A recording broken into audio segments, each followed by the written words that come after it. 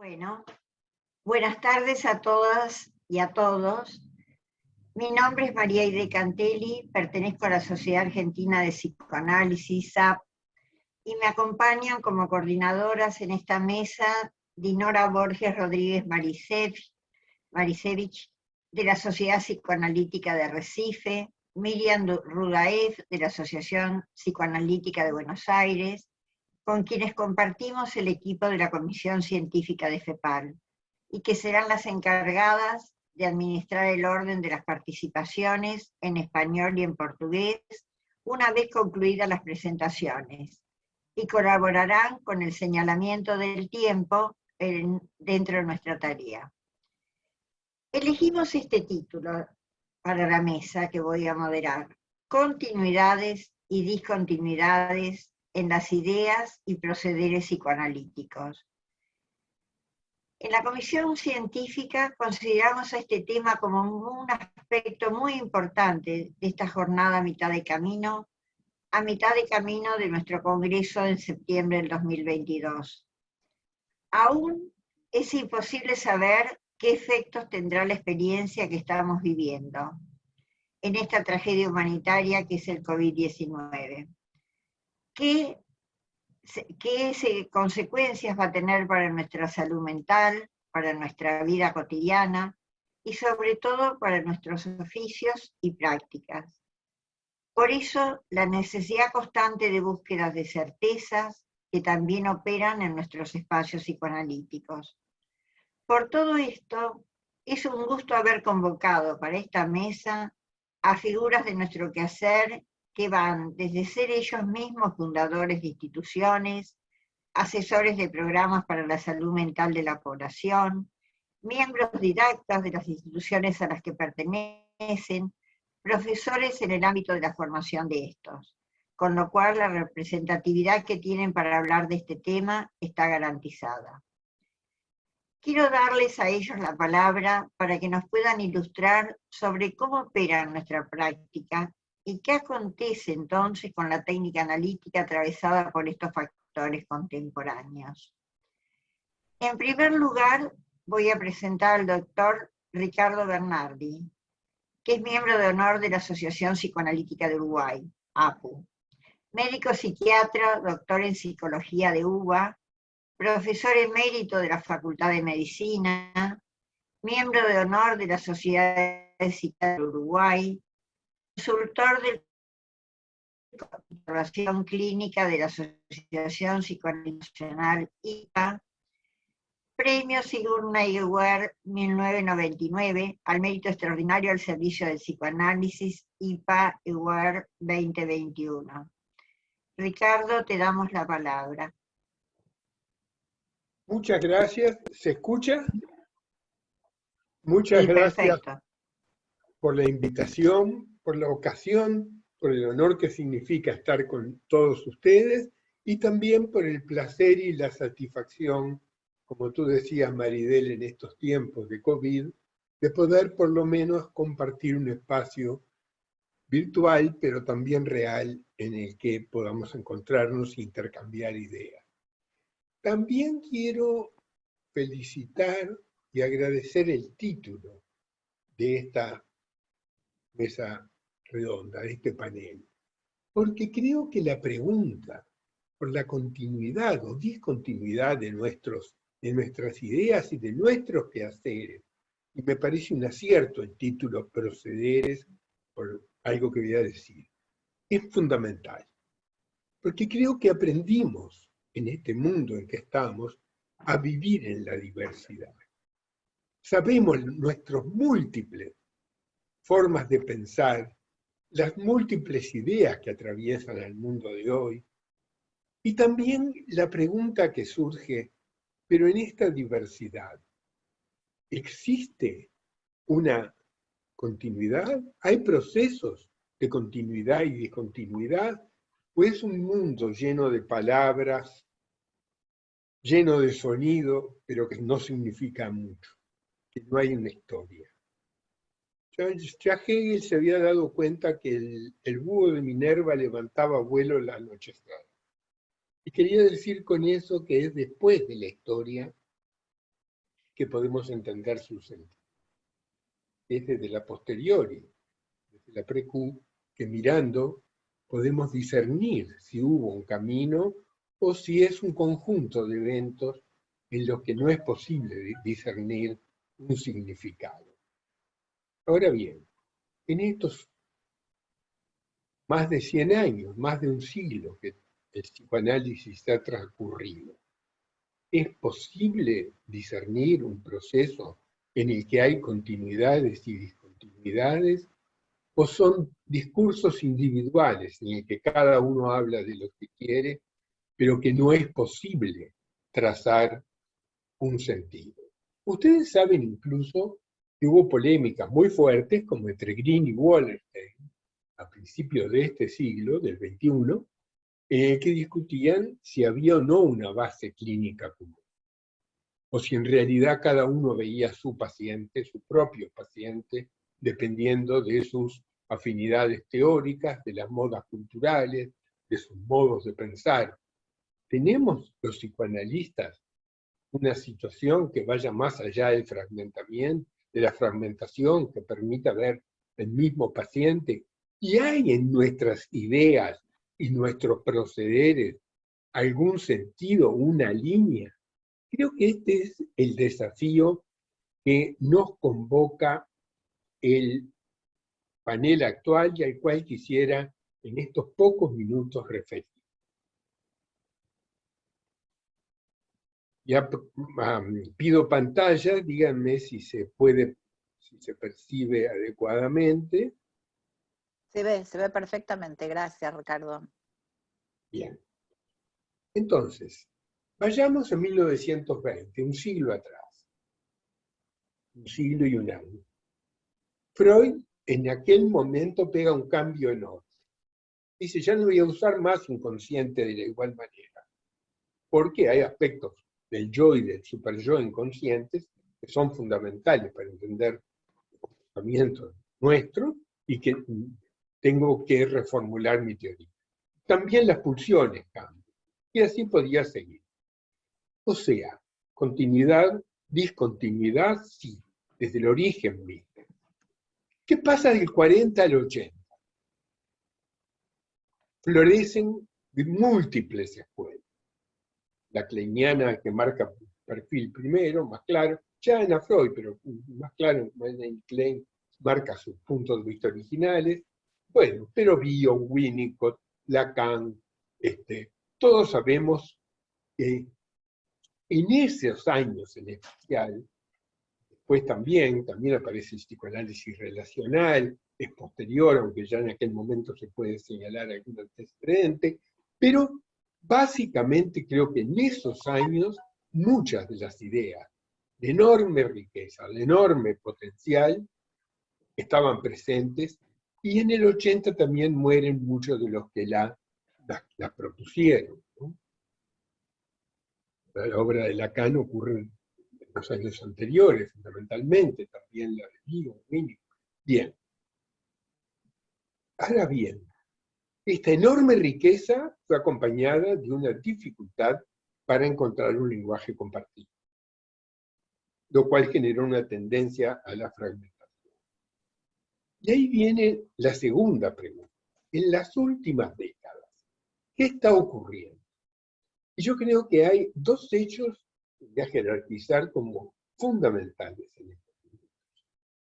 Uno, el descubrimiento del papel que implican las teorías implícitas y los modelos personales del analista. Porque es el descubrimiento de que el analista tiene que hablar con su propia voz. Esto que Sandler lo dijo muy fuerte en el 83, había sido dicho en el 71 por José Blecher, que nuestra metapsicología era dramática, situacional y dialéctica. No funcionaba con puntos de vista tópicos, dinámicos y económicos, sino dramáticos, situacionales y dialécticos. Y que esto tenía que ver con el modo de trabajo práctico de cada uno con los pacientes, porque trabajábamos para los pacientes y no para construir lenguaje, discurso. Y el segundo hecho que me parece fundamental y que marca la historia actual del psicoanálisis es el retorno a la clínica y la vuelta a los grupos de discusión clínica. Múltiples grupos, con muchos objetivos distintos. Estoy más familiarizado con algunos que con otros, pero realmente si uno mira lo que están trabajando en estos momentos en Europa, en distintos lados, y acá en América Latina, hace muy poco una actividad con OCAL, con la Asociación de Candidatos, vemos que hay un retorno a la clínica, a esta base común que nos une a todos, porque trabajamos para el beneficio del paciente, también por nuestra necesidad, pero no se opone a lo del paciente, y esto nos abre la pregunta sobre nuestros procederes. Creo que esto va a surgir en la mesa por los trabajos que pueden tener algún acceso a los trabajos, hasta dónde trabajamos en una práctica clínica inclusiva en la que no existe discriminación, o hasta dónde trabajamos con ciertos sectores sociales y discriminamos y no incluimos a otros. Dejo la pregunta pendiente y me gustaría pasar a la siguiente. Transparencia, no sé qué pasa, que esto se congeló. Ahí está. Entonces, en este camino hecho de continuidades y discontinuidades, hay ciertas preguntas a las que no hemos respondido, yo creo, adecuadamente y que nos interpelan, aún hoy, y nos van a seguir interpelando. Este cambio en nuestras ideas, ¿en qué medida responde a nuestros procesos internos de pensamiento o en qué medida responde a influencias exteriores? ¿A qué medida somos genuinos, legítimos, con nuestros propios orígenes y nuestra tradición, o hasta dónde los cambios son sin explicación? Yo publiqué en unos trabajos de por qué Klein o por qué no Klein, podría ser por qué Lacan o no Lacan, que nos llevan a fenómenos que creo que tenemos que pensar. Y es que en América Latina muchas veces construimos filiaciones imaginarias que tienen raíz colonialista, en el sentido de que acompañamos pensamientos de metrópolis que pueden cambiar. Puede ser Londres, puede ser París, puede ser otra, pero en el fondo no somos nosotros. Este es un desafío. Creo que a cada uno nos desafía. Estamos recuperando una tradición latinoamericana que arranca en distintos países, en distintas figuras, y un enorme potencial creativo. Pensemos un segundo. Pichon Rivière, Baranger, Breger decía recién, muchos más.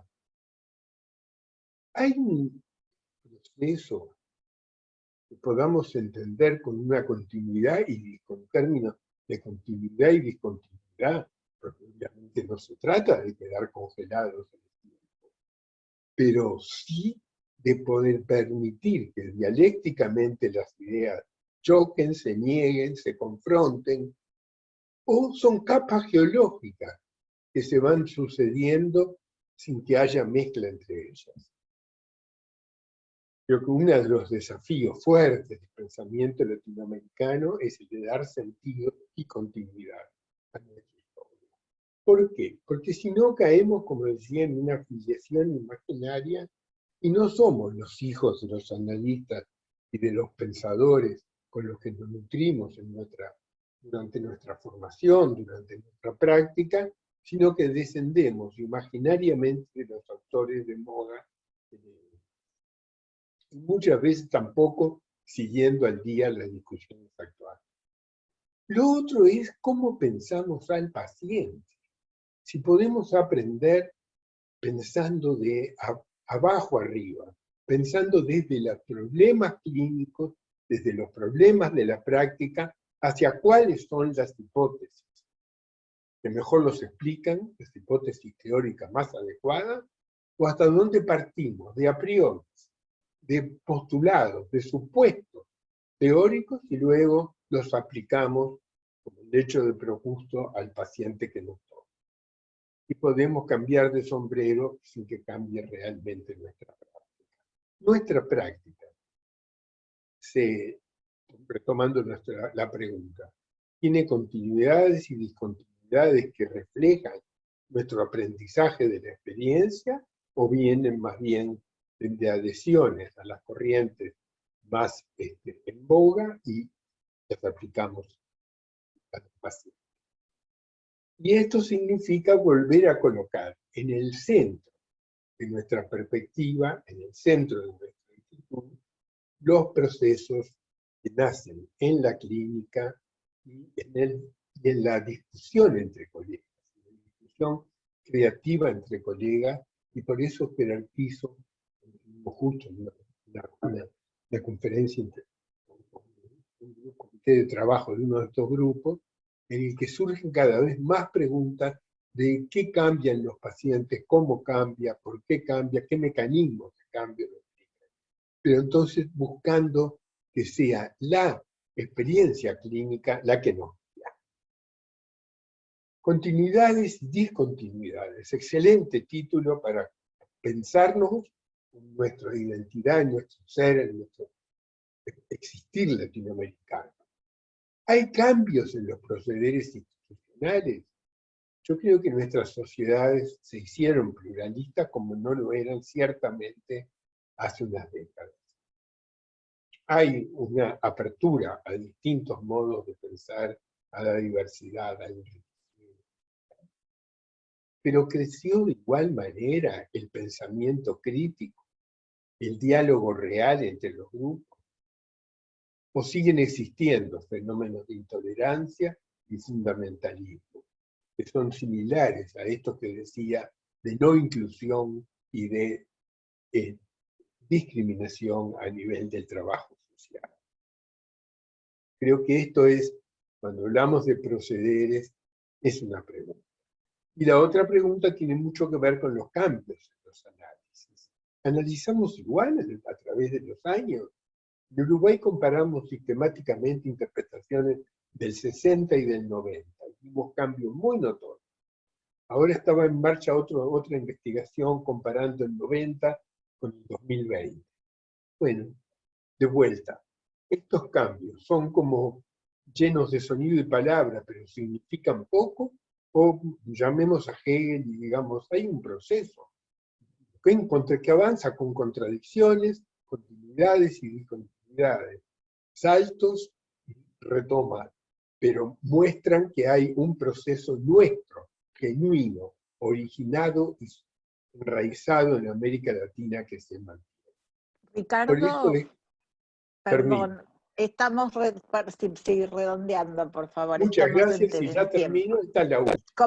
Cómo no, por favor. Entonces, comprobar en estos grupos de discusión clínica la resonancia del material, y creo que podemos unirnos todos en que la búsqueda que hacemos tiene que ver mucho con el paciente y el proceso analítico, el mecanismo de cambio o no cambio, porque trabajamos para beneficio del paciente y, si pudiéramos, para beneficio no solo del paciente que llega, sino también de todos los que forman parte de este continente común presidencial.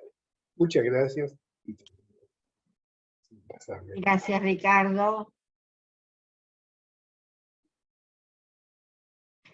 Bueno, ahora voy a presentar a la licenciada Zoila Beatriz Ortiz, psicóloga y psicoanalista, especialista en psicoanálisis con niños y adolescentes, licenciada y magíster en filosofía, directora de seminarios del Instituto de la Sociedad Colombiana de Psicoanálisis, que nos va a relatar su visión sobre el tema de esta mesa.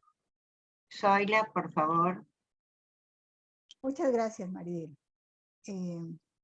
Voy a tratar de leer despacio y con buena letra para que nos podamos entender. He titulado mi trabajo Un sentido posible del quehacer psicoanalítico en la actualidad.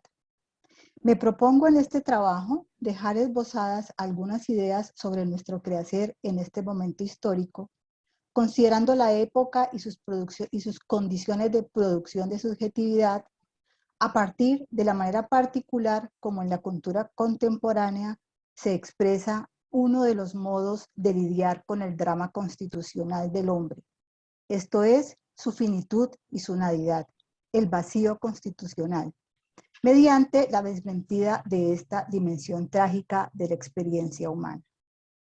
Una mirada al contexto. Uno de los rasgos que parece predominar en este momento es la desmentida de lo trágico, esto es, la condición de finitud del humano y su nadidad constitucional que obliga al individuo a construirse un sentido siempre en relación con los otros para devenir sujeto. Así, los discursos que predominan refieren a la idea de un sujeto completo, sin opacidades ni fisuras, y por tanto, por fuera de la historia, o casi como la historia misma, desarticulada de los otros, de los que le preceden y de los contemporáneos. En ese orden de ideas, la vida se convierte en un espectáculo, episodios aislados que tienen que ser expuestos a la mirada de los otros para que cobren sentido en un mundo fugaz y banalizado, que apenas puede sostener la experiencia vital como instante, ante la posibilidad de referirla a una vivencia sostenida, reiterada y enriquecida progresivamente, pero siempre inacabada, siempre un proyecto en construcción con, en y para otros.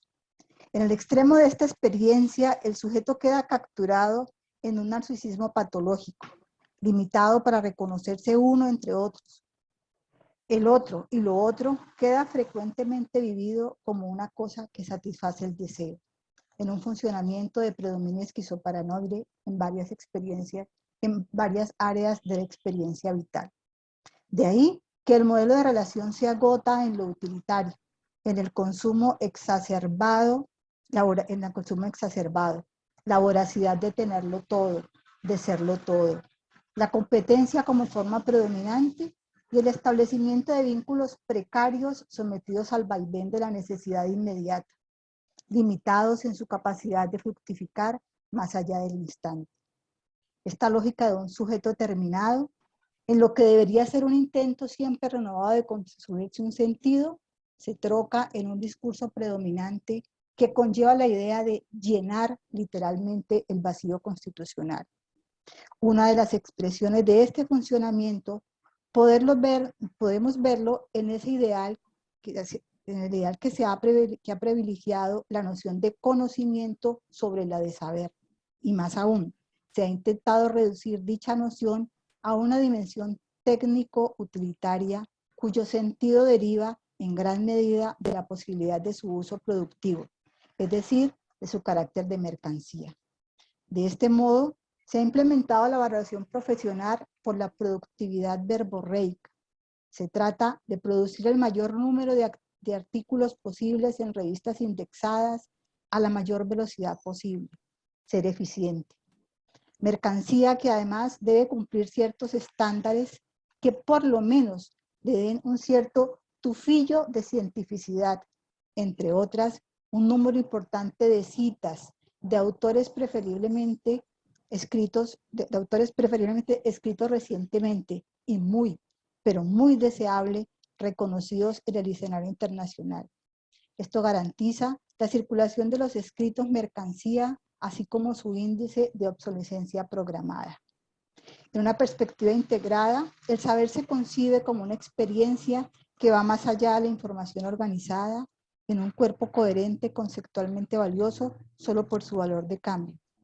En esta mirada integrada, más bien, remite a una experiencia vital del sujeto que compromete su subjetividad en una dinámica en la que conocimiento y sujeto conocente quedan ineluctablemente imbricados.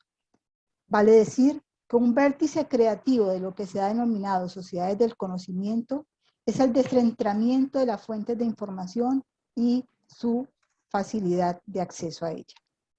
Como efecto de esta estructura discursiva de la época, bien lo señala Agüero y Chama, se entroniza el deseo de verlo todo, de mostrarlo todo, y la imagen se erige como el modo privilegiado de ser y vivir en el mundo. Así, por ejemplo, el cuerpo ya no representa, ahora presenta un estereotipo para ser visto, para ser usado y gozado, mercancía, una mercancía más en la lógica del mercado. Por ello, se cercena su carácter subjetivo situado en lo histórico-social. Se trata de un cuerpo ajeno al paso del tiempo, a la experiencia vital y a las etapas propias de la vida. Se borran las huellas del tiempo, de la maternidad, y ¿quién lo creería? Las líneas de expresión, aquellas que remiten al modo como nos hemos contado el mundo y a nosotros mismos. Es la lógica de la indiferenciación, de la estandarización. El cuerpo de la madre es igual al de su hija adolescente. Y como se trata de presentar el mundo y la experiencia vital, se transforman en un espectáculo donde no se deslinda lo público y lo privado. Una especie de vuelta total hacia el exterior con escasas posibilidades de retornar a sí mismo enriquecido con lo otro, con los otros. El repliegue sobre sí mismo termina siendo con un mundo poblado de cosas, no de objetos, de significaciones. Así, no queda más que la literalidad de imprimir en la carne el dolor de la soledad, perforar el cuerpo, rayarlo, mutilarlo, ostentar visiblemente, tatuarse la madre, el hijo o el amigo que ya no está en el mundo y que quedó precariamente instalado, anclado en el conjunto de significaciones del mundo interno. Exponerlo a experiencias extremas en el intento de llenar ese vacío constitucional ante la dificultad de instalarse simbólicamente en él. Una comprensión posible de la labor psicoanalítica. El psicoanálisis constituye uno de los más extraños artificios humanos, el espacio analítico, lugar donde la vida puede ser llevada en procura de llegar a tener palabra, de convertir el pasado en historia, el síntoma en experiencia articulada en un conjunto de significados, un delirio controlado. Su creación está ligada, como otras prácticas, a la humana necesidad de construirse, de devenir sujeto, y para ello debe hacer un doble juego. Por un lado, transgredir la lógica de lo real, del destino, aquello de aquello que el paciente y en cierta medida su entorno dan por cierto, al hacer emerger la polisemia de la existencia a través de la transferencia. De otro lado, convocar los demonios que habitan la transgresión de lo fundacional, esto es, del orden histórico simbólico. La experiencia analítica en el despliegue ficcional de la transferencia aparece como la posibilidad de poner palabra a la existencia para articularla en una nueva red de sentidos donde el analista propone una novedad, una relación en la que alguien se interesa por lo que el paciente piensa, desea o sueña, y con ello una relación que lo nombra como sujeto, no como un simple padecedor de síntomas. Me voy a saltar un pequeño párrafo porque creo que ya el tiempo está terminando. El psicoanálisis tiene una lógica diferente de las otras maneras de entender lo humano. El analista artesano presta sus oídos para responder al llamado y su mente para metabolizar esa masa de angustias mal disimuladas. Gesta la posibilidad de que el sujeto realice su propia artesanía, tejiendo la experiencia vital a la construcción o resignificación de los sentidos que lo hacen él, recortado sobre el vacío constitucional sin el ánimo de llenarlo todo. Maridel, ¿cómo estamos de tiempo? ¿Cuánto me queda? No falta. Puedes terminar tranquila, Zoila. Ah, sí. bueno, listo. El analista es cómplice de transgresión mediante la ficción. Transgrede la lógica de la neurosis para acceder a otro orden ajeno a las dicotomías, uno donde el tema no es la verdad ni la mentira, no es tampoco lo real, sino más bien el poder vivir con otro aquello que quedó por fuera o mal ubicado o desdibujado del orden simbólico. Se trata entonces de convocar a la ficción para inventar un nuevo orden, siempre renovable, dinámico. Transferencia mediante, el sujeto se va abriendo caminos para la transgresión, para avanzar al destino y progresivamente para representarse en la experiencia subjetiva, siempre reeditable, protagonista de una historia, la suya, a la que es susceptible de acceder solo en la medida que puede articularse en la de la humanidad, la de sus padres, su apellido, que convoca la igualdad, pero también la diferencia. Si bien el linaje refiere a la continuidad, su única manera de perpetuarse es enriqueciéndolo con la singularidad, con la manera propia de ser, al recrear una historia que nos precede, que ofrece unos sentidos que requieren ser recreados y resignificados, el tamiz edípico. Lo posible de una tarea imposible. En este orden de ideas, al psicoanálisis y a los psicoanalistas corresponde sostener la dimensión trágica de la experiencia humana, para lo cual debe mantener el carácter paradojal que le es propio, lógica paradojal que se sitúa en ese territorio que surge entre el encuentro de opuestos interdependientes necesarios, inexorablemente ligados, en cuyo seno es posible la vida psíquica y la construcción de subjetividad. Se trata entonces de ensayar a entender la cultura predominante en las tensiones del devenir histórico, de rescatar en ella aquello que favorezca la fuerza creativa en favor de la vida. No se trata entonces de resolver la paradoja eliminando uno de sus términos, de despachar las discontinuidades ni desconocer el valor de las continuidades. Se trata más bien de disponerse a entrar en los intersticios, en las discontinuidades, ese algo inconsciente que las moviliza y que es, al fin y al cabo, la razón de ser de nuestro quehacer.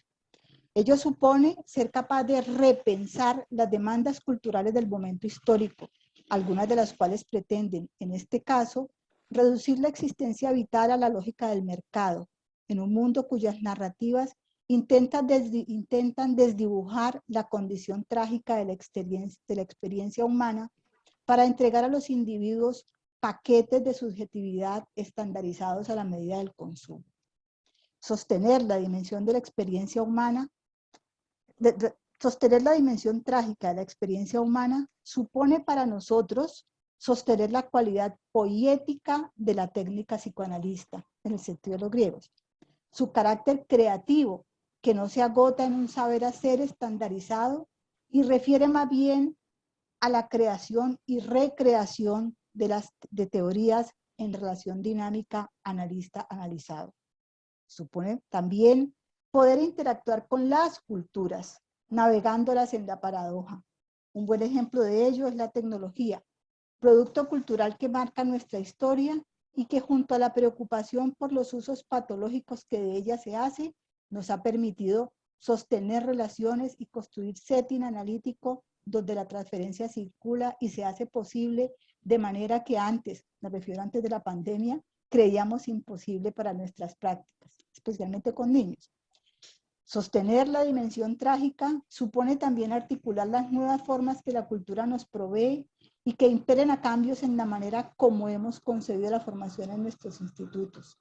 El estallido de las distancias, de los espacios, de las fuentes de información, de las nuevas maneras de relación, deberían conllevar una apertura hacia nuevos horizontes, sin que ello se viva como una disrupción amenazante y constituya más bien un compás surgido de la continuidad-discontinuidad propia de la vitalidad de la experiencia humana, cuya fertilidad está en las transitoriedades e incertezas que desafían la humana existencia. Básicamente no hay novedad en lo que planteo. Creo que es sobre todo un intento de plantarle cara a estas demandas de la cultura, cosa a la que siempre nos hemos enfrentado los psicoanalistas, procurando encontrar un centro de gravedad en la paradoja, lo suficientemente estable y lo suficientemente móvil que permita seguir ejerciendo esta profesión imposible que hace sentido en el encuentro con cada uno de nuestros pacientes en procura de convertir el dolor en pasión. Muchas gracias. Muchas gracias. Muchas gracias. Muchísimas gracias, Zoila. Bueno, ahora voy a presentar al doctor Ignacio Paín Filo, médico psicoanalista negro, miembro titular y didacta de la Sociedad Brasilera de Psicoanálisis de Porto Alegre, autor de los siguientes libros: Metapsicología, una mirada a la luz de la pulsión de muerte, del 2014, Inconfidencias metapsicológicas, del 2019, Racismo por un psicoanálisis implicado, del 2021. Bueno, Ignacio, con mucho gusto te escuchamos.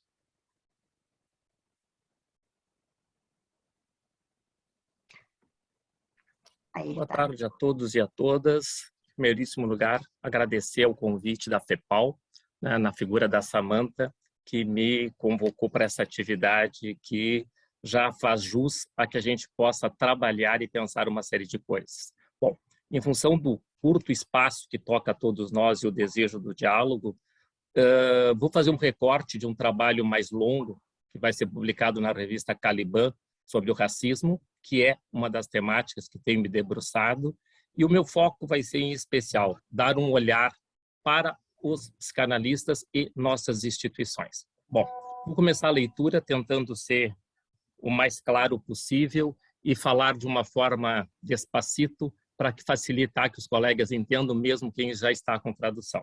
O título é Racializando a Psicanálise, rompendo as fronteiras alienantes da branquitude. Uma breve citação para que os colegas que não estejam familiarizados com termos branquitude possam compreender minimamente do que se trata. Pego uma citação de uma colega, Priscila Silva, onde ela diz: a branquitude é um construto ideológico, na qual o branco se vê e classifica os não brancos a partir do seu ponto de vista.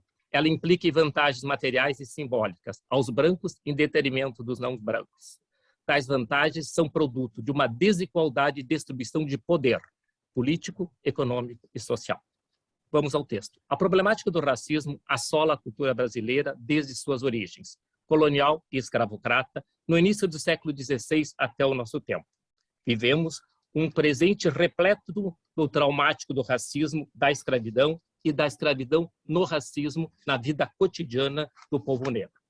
Problemática trabalhada exaustivamente pelos coletivos, esses que são os grandes responsáveis pelas transformações ocorridas na compreensão e efetivação de medidas antirracistas, diante dessa questão estrutural que atravessa de forma horizontal e vertical a ordem social brasileira, e quero crer latino-americana.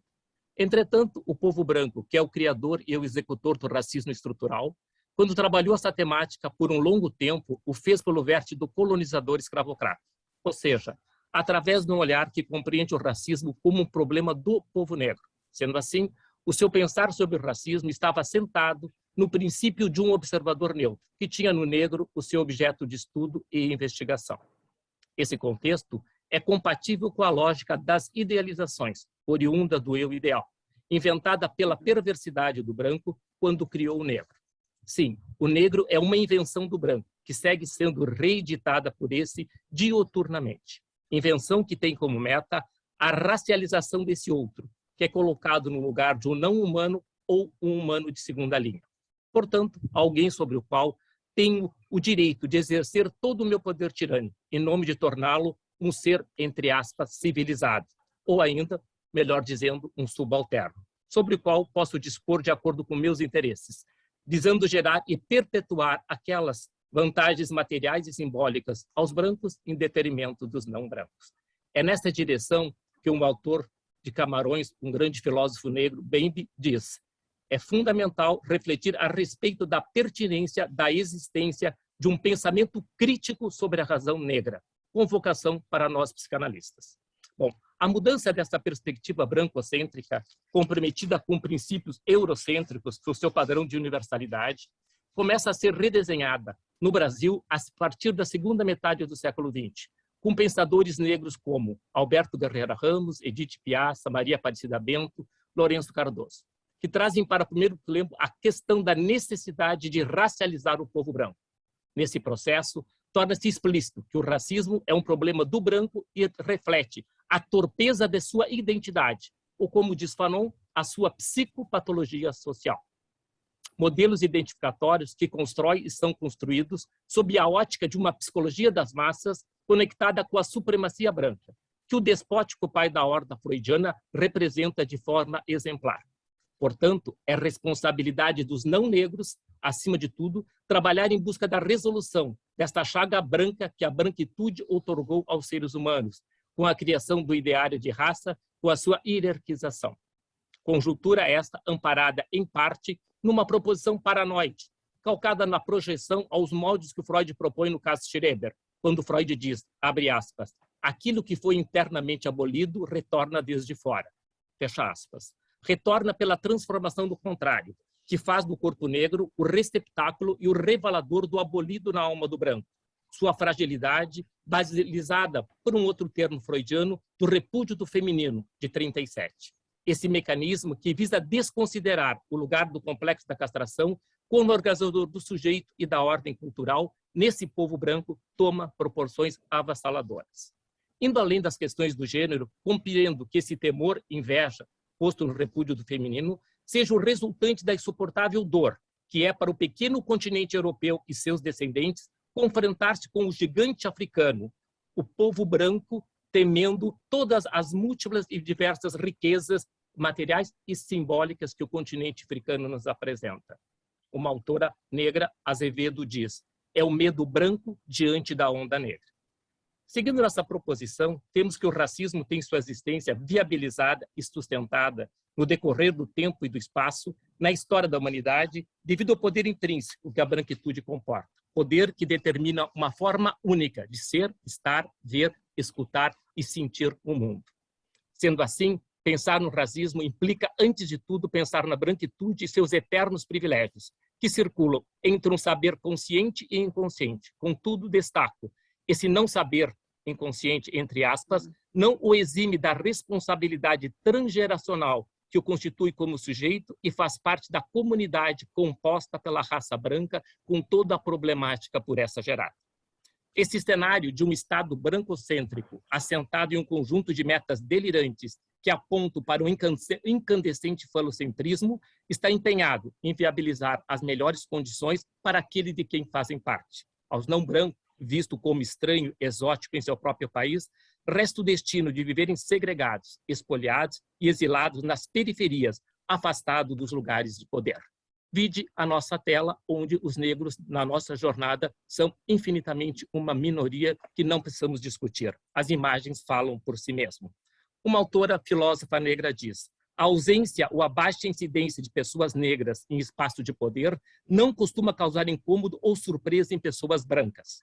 Surge uma pergunta, por que não causa incômodo? Essa breve narrativa visa nos conectar com a letalidade da branquitude de uma forma ampla, reafirmando que ela é causa e o racismo sua consequência.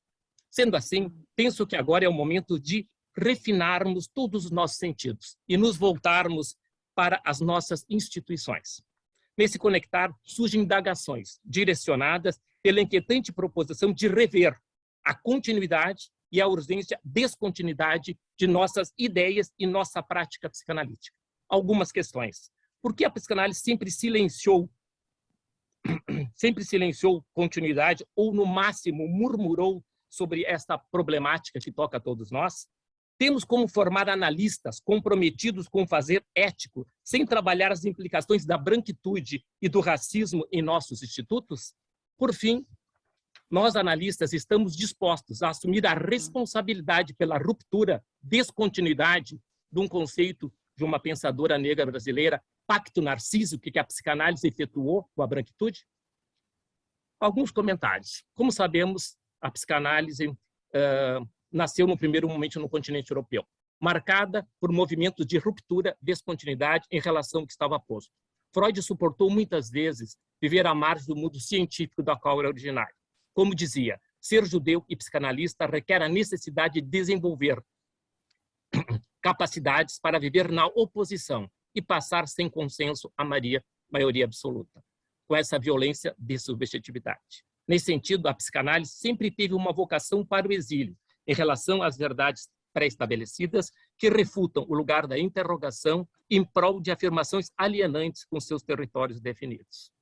Contudo, a psicanálise e os psicanalistas, em seu processo de constituir-se uma ciência universal, conquistando continentes, deixou-se enredar, estranhamente, nas tramas erigidas pela supremacia do individual em detrimento do coletivo. Primados do sistema capitalista, conjunção escravidão, racismo, expoliação. Cenário condizente com uma cultura atravessada por exacerbações de demandas de ideais narcísicos brancocêntricos, vulnerabilidade de um pensar e fazer ético. Ao adquirir tal condição de alienação de si mesma, a psicanálise se viu impossibilitada de desenvolver uma escuta para o sofrimento coletivo que o mal-estar do racismo estrutural da branquitude, com seus mecanismos de poder, instituiu sobre o povo negro. Em sintonia com essa temática, uma pensadora negra, Neuza Santos dos Souza, enuncia: saber-se negro ou negra é viver a experiência de ter sido massacrado em sua identidade, confundido em suas perspectivas, submetido a exigências, compelida a expectativas alienantes. Porém, essa psicanalista, escritora e intelectual negra nos diz mais, mas também é, sobretudo, a experiência de comprometer-se a resgatar a sua história e recriar-se em suas potencialidades. Eis aí um certeiro indicativo para o trabalho a ser feito pela psicanálise, em defesa da descontinuidade de suas práticas extremamente racistas. É necessário ampliar nossa escuta e reconhecer esse renegado em nós de forma centenária. Entretanto, faz necessário sublinhar, as questões raciais, mesmo as referentes ao antissemitismo, não foram objeto de estudo em maior profundidade no pensar freudiano. Provavelmente, o seu temor que a psicanálise fosse vista como a ciência judaica, portanto, excluída do universo caucasiano, entre aspas. E nós tememos o quê? Tornarmos excluído, tornando uma ciência negra e, portanto, correndo o risco da exclusão do universo que é sustentada por uma Westphal-Schausen imantada pela cosmovisão da brancura? Diante dessas constatações, temos mais subsídios para ousarmos fazer um exercício de escuta e denúncia desse cenário em nossas instituições em prol de transformação.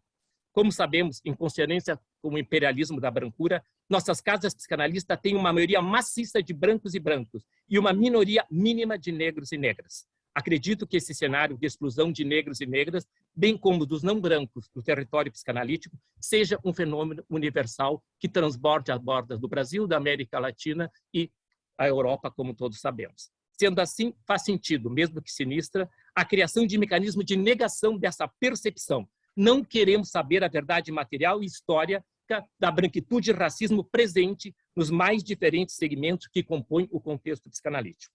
Entretanto, faço uma advertência. Esse não querer saber é portador com sua força endogâmica de uma autodestrutividade inevitável que irá comprometer a vitalidade da psicanálise em todos os seus continentes. Temos que trabalhar. Se assim for, esse problema renegado por todos nós necessita, para sua resolução, de um trabalho coletivo, desde nossos divãs à Associação Psicanalítica Internacional. Tenho expectativa que a IPA assuma, conjuntamente com as suas sociedades e federações, o seu papel de protagonismo, visando a resolução do apartheid que a branquitude vem operando em terras psicanalíticas por mais de um século. Temos pontos cegos, macropontos cegos, racismo institucional, que se faz presente de forma sistêmica em nossas teorias e no exercício do nosso ofício, com repercussões deletérias no processo de formação analítica dos nossos institutos e a interminável formação analítica de todos nós. Partindo desses dados objetivos, com suas proeminentes subjetividades, a ausência da população negra, mais ausência de estudo sobre essa problemática de forma sistêmica, conjuntamente com a diferença atemporal em relação a esses fatos, podemos referendar que há um pacto narcísico que a branquitude tem em nossas instituições. Tal conjuntura revela a faceta racista da psicanálise e de todos nós psicanalistas, com suas fronteiras delimitando e albergando a força alienante da branquitude, que tem por ideologia o princípio que diz: eu sou porque tu não és, em detrimento da força erótica da negritude que diz: eu sou porque nós somos, produto de um pensamento da filosofia Ubuntu africana. Diante dessa contestação incontestável, devemos começar a desenvolver medidas reparatórias que possam vir a viabilizar o acesso de negros e negros à formação analítica, não só aos nossos consultórios. O império do poder está em não formarmos analistas negros e negras, produzido pela psicopatologização do racismo.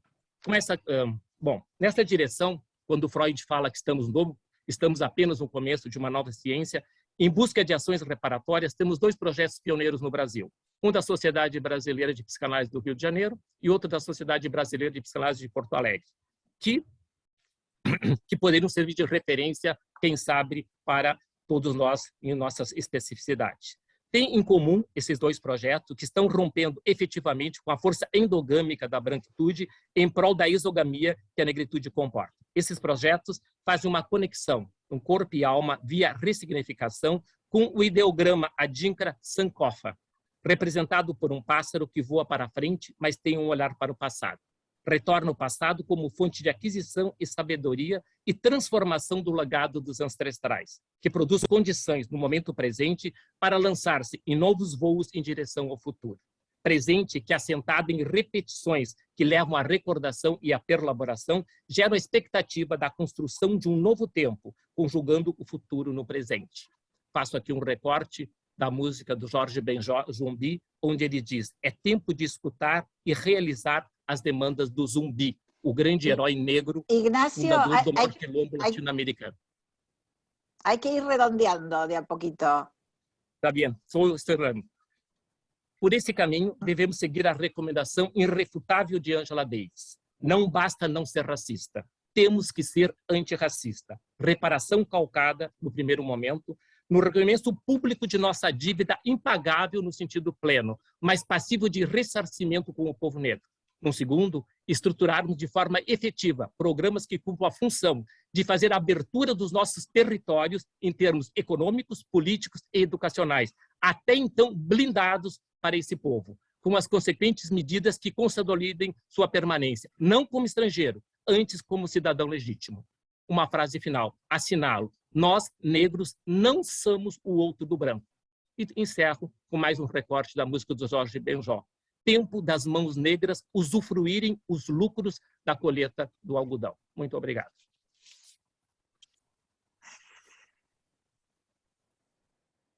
Gracias. Muchas gracias, Ignacio. Bueno, ahora voy a presentar al doctor Bención Winograd, médico psiquiatra, psicoanalista argentino naturalizado, miembro titular en función didacta de APA hasta 1996, fundador, coordinador científico y miembro didacta de SAP, cofundador de ADEP, Asociación de Epistemología del Psicoanálisis, profesor y miembro del Consejo Académico de la Escuela Argentina de Psicoterapia para Graduados, subdirector en Buenos Aires de la revista de Aperturas Psicoanalíticas, coautor del libro Grandes Psicoanalistas Argentinos, coautor junto al doctor Eduardo Izájarov de Comunicándonos en Sesión, Premio FEPAL 2004 con el trabajo ¿Qué contribuciones relevantes fueron aportadas por los psicoanalistas a la comprensión y abordaje de las depresiones? Premio Connect en Psicoanálisis en Buenos Aires en el 2006. Doctor Winograd, lo escuchamos. Bueno, antes que nada quería agradecerle a los amigos, colegas de FEPAL, que me han permitido participar de una jornada donde hay algunos amigos de toda la vida que saben quiénes son, ¿no? Y que realmente es un placer poder compartir con ellos un espacio de intercambio. Mi intervención va a ser sumamente sintética porque realmente el tema es un tema tremendamente complejo, el tema de las discontinuidades y continuidades y de las herramientas del psicoanálisis, así que voy a citar algunos textos que se han ocupado del psicoanálisis en general y no del aspecto puntiforme o micro, simplemente para permitir una discusión más adelante, porque de ninguna manera pretendo abarcar toda la temática que este título encierra. El primero de ellos es un ejemplar de la Revue Française del año 2001 que se llamaba Corrientes del psicoanálisis contemporáneo y que consistió en una especie de interrogante, de cuestionario que se le mandó a los psicoanalistas que ellos consideraban más importantes en el cosmos. Por supuesto que cualquiera de nosotros hubiera elegido por ahí algunos otros, ellos lo dicen, pero de todos modos era relevante la pregunta. No voy a decir las conclusiones que llegaron, porque fueron muchos, pero sí una que me parece que tiene que ver con el título y con el tema.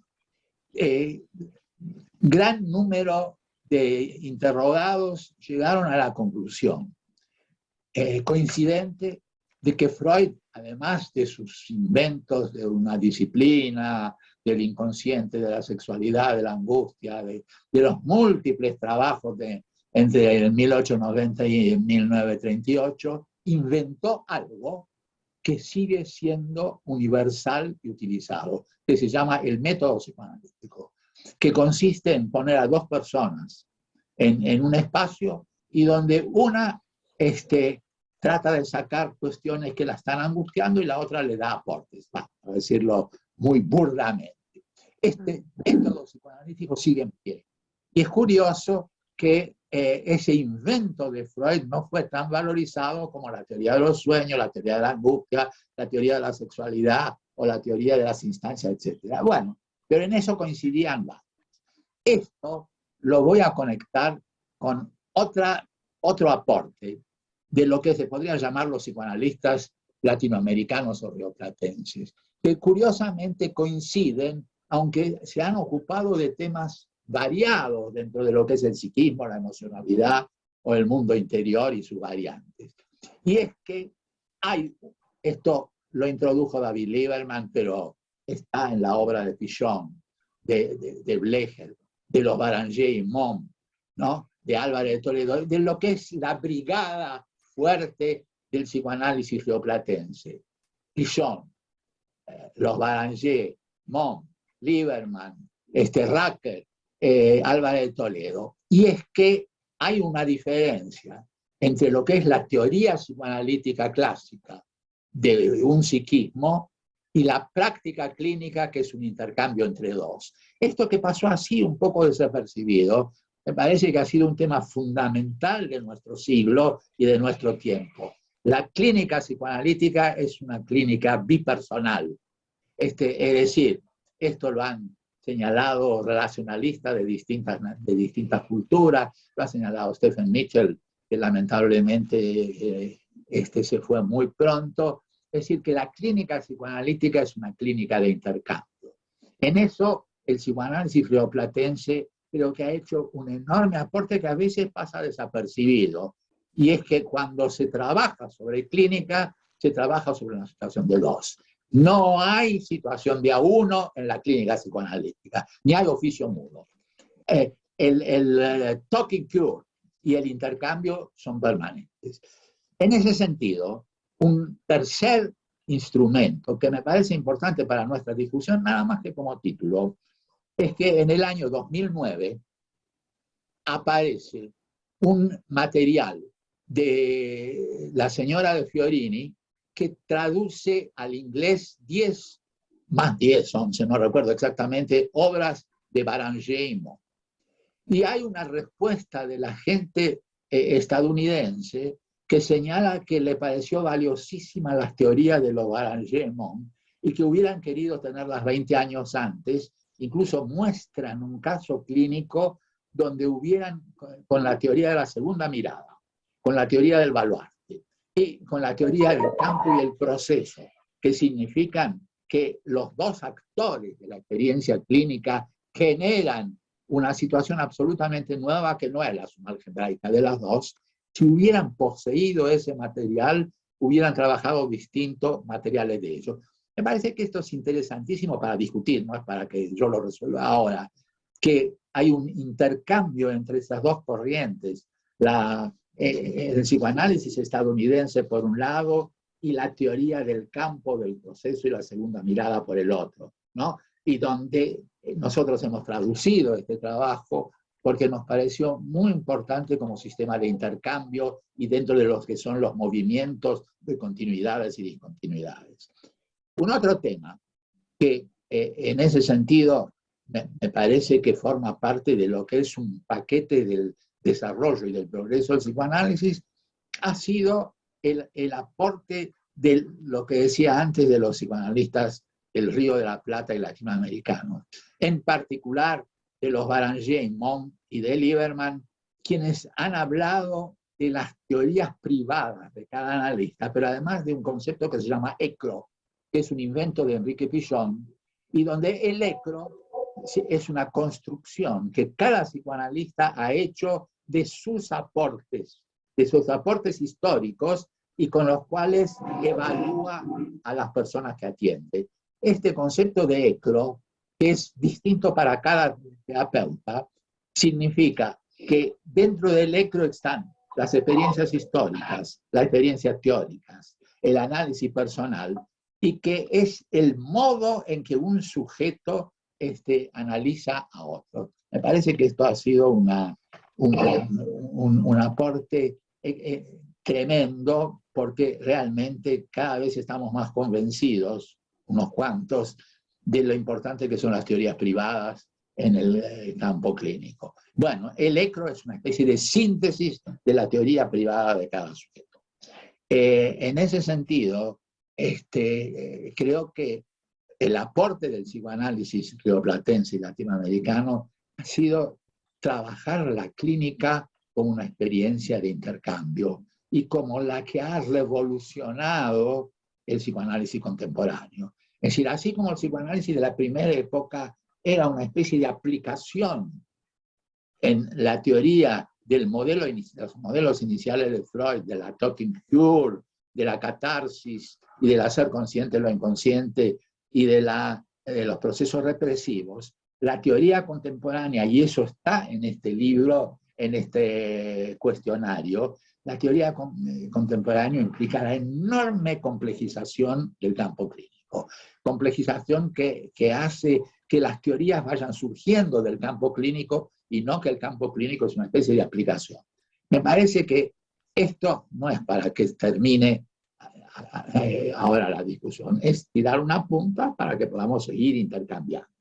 Y para terminar, si nos preguntamos cuáles son los paradigmas del psicoanálisis contemporáneo, lo primero que tenemos que decir es que el término de paradigma es un término de Thomas Kuhn aplicado a las ciencias exactas. No puede ir a ser transportado isomórficamente al psicoanálisis, pero podemos decir que algunos desarrollos de nuestra disciplina han tenido papel de paradigmas por los giros que significaron. Uno de ellos es el narcisismo. Y la teoría del narcisismo, y quiero aclarar que el narcisismo no es una palabra que tiene que ver con el amor de Edipo por Narciso, o que es lo mismo y demás, sino que es una teoría de los valores, prácticamente una teoría de los valores, y que ha influenciado varios sectores de la clínica psicoanalítica. El problema de la depresión, que se vio mucho en el Congreso de Londres que organizó la IPA, el problema de la drogadicción, el problema del pánico, el problema de los psicosomáticos. Es decir, que la teoría del narcisismo, además de tratar problemas vinculares de los seres humanos diferentes a la teoría de la psicosexualidad, porque eran problemas de valor, de odio, de amor y de choque, ha influenciado otras áreas y ha implicado un enorme desarrollo para esta disciplina en campos diferentes. Creo que esto no es un tema terminado, ni mucho menos. Se trata de que tengamos elementos para discutir este tema de la continuidad y discontinuidad y entendamos por qué muchos pensadores piensan que el psicoanálisis contemporáneo no ha dejado de ser la disciplina, pero se ha diversificado, se ha complejizado y ha adquirido nuevos sectores en enormes campos de tarea. Gracias. Muchas gracias. Muchas gracias, Bruno. Muchísimas gracias. Bueno, gracias a todos por la participación. Quiero darle la palabra a mis compañeras Dinora y Miriam, que están organizando los aportes que nos están haciendo los que nos están escuchando, y que ellas van a evaluar la mejor manera de que esto sea transmitido para poder ser respondido por cada uno. Dinora, ¿querés comenzar vos, por favor? Estás muteada, Dinora, ¿eh? No se te escucha. No se te escucha, Dinora. Boa tarde a todos. Estamos começando agora nossa discussão, nossa troca de ideias. E começamos com 3 comentários de analistas da Rio 2. A Eloá Bittencourt, não é? Elogiando o Paim, bravo Paim. Maria Tereza Lopes, maravilhoso trabalho, Paim. E Vânia Cidade, que é a nossa diretora. diretora de Comunidade e Cultura da FEBRAPSE, que diz: obrigado, caro amigo Paim, sigamos fortes nessa luta. Né? Além disso, também temos a companheira Samantha, que pediu a palavra, e vamos então passar a Samantha a palavra para que ela coloque aqui seus comentários. Adiante, Samantha. Aqui estou. Não são muitos comentários, é só para começar a costurar o debate que está sendo posto aqui. Queria agradecer aos 4 palestrantes. Eu vou trazer uma questão que veio da fala do Paim, mas que de alguma maneira eu escutei também no Dr. Ricardo, no Dr. Bruno, sobre a gente poder entender as mudanças, as rupturas, as descontinuidades nos conceitos, né, que o Dr. Bernardi também trouxe, mas eu vou me centrar na questão da raça ou da racialização do corpo branco por conta de coisas que surgiram já hoje de manhã, né? A nossa jornada está caminhando e aí podemos falar um pouquinho mais. Paim e a todos também podendo pensar, né, na questão dos conceitos, da gente entender a nomeação, da onde que se fala. Eu fiquei pensando, até no comentário que eu vi aqui do Dr. Pineta e da Gabi Salazar também, da Gabriela Salazar, que ficou impressionado que o Paim se apresentou como analista negro. Aqui no Brasil, a cor da pele fala. E nós, psicanalistas, estamos habituados e precisamos lidar com isso. Justamente, eu fiquei pensando um pouco na continuidade de uma harmonia ilusória, onde a questão da pele, a cor da pele não fala, não, a questão não é a cor da pele, a questão é a discriminação. Eu compreendo, né, como o Ricardo Carlino, né, querido Ricardo falou no comentário dele, olha, aqui na Argentina isso não é uma questão, mas eu gostaria de escutar mais o Paim sobre isso, porque hoje de manhã surgiu uma coisa interessante na mesa da Mirta Goldstein, né, da Mirta, do Bernardo Tanes, onde ela nos contou que quando ela, não sei se foi a Mirta que disse isso, mas que quando se entra na Embaixada do Canadá e se fala em raça, que lá ela escutou que não se fala mais em raça, que essa palavra seria uma palavra errada, enfim, porque não se trata disso, se trata de discriminação, de diversidade, mas não em raça. Então, ela trouxe esse aporte, e aqui no Brasil, pelo contrário, nós estamos justamente saindo da cegueira de tentarmos enxergar a homogeneidade da cor da pele para entender as gradações e as histórias que vêm atrás da cor da pele. Me corrijam se eu estiver errada, mas eu fiquei pensando nisso. Nós, analistas, tratamos de histórias, de sentido, tudo fala. Isso eu escutei um pouco na fala do Dr. Bernardi, também escutei um pouco na Zoila, mas eu gostaria de escutar então um pouquinho mais sobre essa questão da raça. Porque justamente como Gabriela Salazar falou, muitas vezes quando a gente fala, não, mas não é raça, não é a cor da pele que se trata, mas isso aí acaba que a linguagem acaba naturalizando determinadas situações sociais, culturais e de vida que nós analistas precisamos treinar à vista, de sensibilizar, pelo menos aqui no Brasil, para entendermos quem estamos ouvindo, com quem estamos tratando. Então, gostaria de escutar um pouquinho mais sobre isso. Obrigada. Bueno, yo continúo leo un poco más de preguntas y comentarios y después vamos a una ronda con todos ustedes, ¿les parece bien? Bueno, tanto Juan Pineta como Ricardo Carlino, bueno, parece ser que hay como un impacto, ¿no? Una impresión con esto del binarismo y la negritud y la blanquitud, ¿no? Juan Pineta nos dice, estoy asombrado, ¿por qué presentar a un colega como negro? No sé si escuché bien. Juan Pineta, te veo, ¿querés comentarlo vos? ¿Querés abrir el micrófono y comentarlo? Hola, ¿qué tal? ¿Cómo están? Hola, ¿cómo estás, Juan? Sí. Muy interesante, gracias, Miriam. No era mi intención hablar, pero realmente creo que sí, produce un impacto porque, por lo menos acá en Argentina, tenemos otro tipo de problemáticas, ¿no?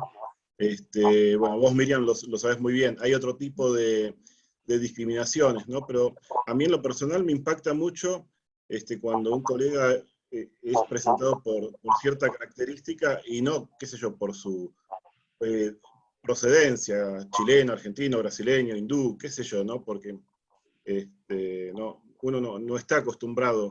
Me parece que es una forma interesante, como lo decía la colega, de visibilizar algo que por ahí nosotros no lo podemos ver, ¿no? Me parece que esa es un poco la intención y me quedó claro en ese sentido, ¿no? Genial, gracias Juan. Ricardo, te doy la palabra si querés hacer tu comentario también. No se te escucha, Ricardo, estás muteado. Sí, yo también quedé muy sorprendido que todavía en Brasil, porque no es solamente en Canadá, en Estados Unidos pronunciar la palabra negro es muy descalificante para que la pronuncia. De todas maneras, no me quiero quedar con lo formal. Si esta es una mesa de continuidades y discontinuidades, yo no quiero criticar la continuidad que hubo hasta el día de hoy de esta denominación que se hace en Brasil. Pero invito a que la piensen y transformen esto. Está bien, es una historia de un país, mi opinión no tiene ninguna importancia, pero sí yo invito a que revean eso.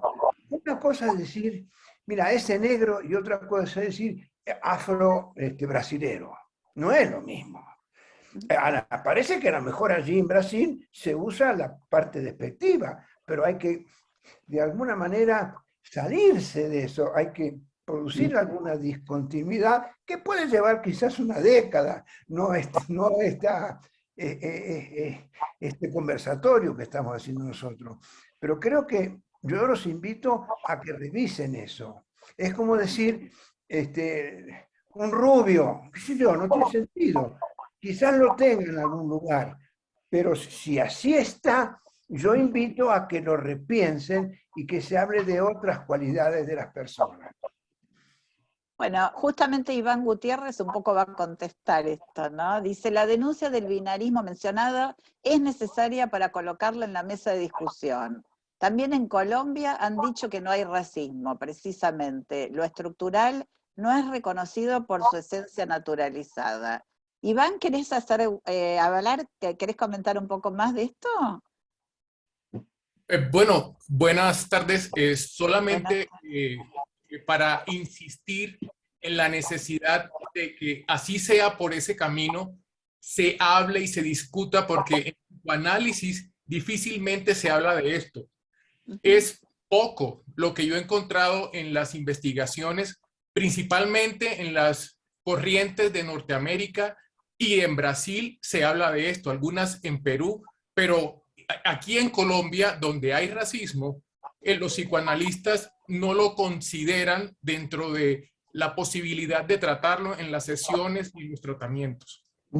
Entonces, es necesario decirlo, es necesario incluirlo, y para poderlo incluir hay que hablar con un nombre, hay que decirlo, hay que nominarlo. La existencia está determinada por la palabra o por el nombre que se le da. Entonces, por eso. Perdón, pero tú no eres un psicoanalista negro, eres un psicoanalista que piensa. ¿Por qué tengo que decir un psicoanalista negro? Bueno, es la costumbre de un país, yo no puedo entender, pero los invito a que lo revean. Sí, no, claro, por supuesto que eso no es lo único que me define, pero es importante esa característica porque trae a colación el tema que ha sido silenciado, ¿sí? Eso ha sido callado, ¿sí? Y funciona, y se da, y las relaciones se establecen en la cotidianidad a partir de un racismo naturalizado que no se menciona. Es por eso. Muy claro. Maridel, ¿querés que hacer un comentario? Sí, no, quería hacer un comentario en relación a la intervención de Juan y contar aquí, en la intimidad de esta reunión, que yo le pedí a los 4 participantes que cada uno me enviara cómo quería ser presentado.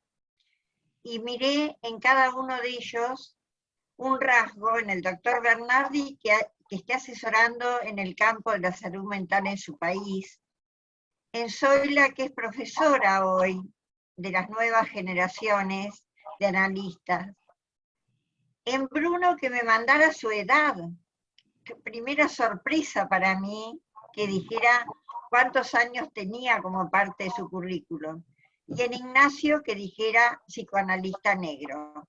Todos me inspiraron un momento de conmoción para que yo los pudiera visualizar respetuosamente de otra manera. Porque a todos para mí están destacados por su trayectoria, pero creo que para FEPAL es muy importante que digamos cómo cada uno le damos valor a un rasgo de nuestra trayectoria. Y Ignacio nos dio un puntapié inicial que evidentemente ha de ser uno de los lemas de esta FEPAL también. No solamente el puente de lenguas, como venimos trabajando, sino también el puente de ideas, porque esto es pensarnos de otra manera. Y a mí por eso me emocionó cuando Ignacio me mandó su presentación y quise decirlo tal cual él me lo había escrito, porque me parece que quería que fuera de esa manera. Bueno. ¿Posso entrar? Sí, sí, por favor. Sí. Sí. Não, eu Adelante. queria então fazer alguns comentários rápidos, assim, mas a discussão está excelente. Eu acho que estamos podendo avançar e poder dar palavras a várias questões. A primeira questão é a questão que a Maridel traz aí, e realmente, ao nominar, né, que ser negro não é só a cor da pele, ser negro é uma identidade. Né? Eu acho que é importante que a gente possa ampliar e não se trata só do meu fenótipo. O meu fenótipo, eu não precisava usar psicanalista negro, porque vocês estariam me olhando e vocês estão vendo o meu fenótipo, apesar da telinha talvez ser pequena, vocês vão estar enxergando. O que vocês têm que poder enxergar, e que é a grande proposta, que ser negro é uma identidade, é um jeito de ser e estar no mundo, lidando com todas essas questões que, quando a gente se debruça sobre isso, acho que o Ivan também coloca sobre essas questões. Então, a grande meta, quando eu coloco isso como uma espécie do meu pequeno currículo, isso tem a função primeira, é de acordar desde que lugar eu estou falando. Um lugar, eu tenho mais de 30 anos de psicanálise, e a grande maioria dos meus colegas não conseguiu me reconhecer enquanto negro, né? Enquanto negro, com uma certa tensão intelectual que produz. Fiz questão de citar os livros para dizer assim, que eu tenho um longo percurso de estudo e produção teórica, principalmente no pensamento freudiano, e que, para muitos dos meus colegas, me ver como negro é algo extremamente recente. Recente porque é a partir do momento que eu posso trabalhar essas questões. Então, acho que não silenciar, trazer à tona, poder falar sobre isso. Inclusive, Ricardo, quando tu disseste assim, ninguém se chama como loiro, eu acho que alguém tem que se chamar como loiro e tem que saber que, enquanto loiro, ele é herdeiro do colonizador. Ele é herdeiro do colonizador e ele é herdeiro do escravocrata. Ele tem que saber que ele veio para o Brasil pensando nas nossas imigrações e, nesse lugar de imigrante, ele vai ser herdeiro desse modelo. Então, ser loiro, com todos os possíveis privilégios que possa ter, ele tem que tomar para si toda essa dívida simbólica e material que todos vocês são herdeiros. Então, tu é loiro? Perfeito. Tu tem uma origem italiana? Ok.